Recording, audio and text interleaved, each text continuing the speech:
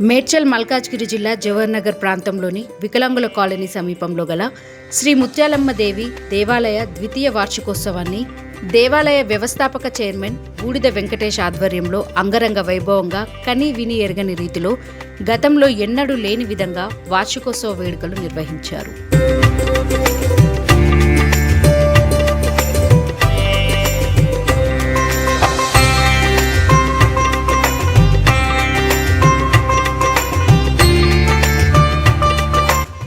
వేద పండితులు, అతిరథ మహారథులు, స్థానిక ప్రజాప్రతినిధులు, ప్రజలు, భక్తుల మధ్య కనుల విందుగా జరిగాయి. వారం రోజుల ముందు నుండి దేవాలయానికి రంగులు, అలంకరణతో, ఆహ్వాన పత్రికలతో ప్రజల వద్దకు వెళ్లిన బూడిద వెంకటేష్ గతం కంటే అద్భుతంగా ఈసారి ముత్యాలమ్మ దేవాలయ ద్వితీయ వార్షికోత్సవాన్ని నిర్వహించారు.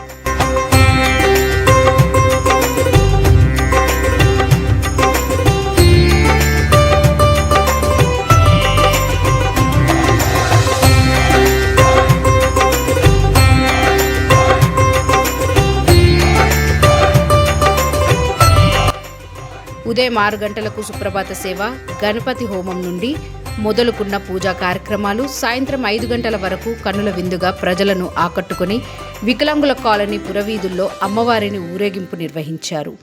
అమ్మవారి ద్వితీయ వార్షికోత్సవం రాత్రి 9 గంటలకు ముగించారు. కాగా అనేక మంది భక్తులకు, పేదవారికి మధ్యాహ్నం అన్నదాన ప్రసాదం పంపిణీ చేశారు.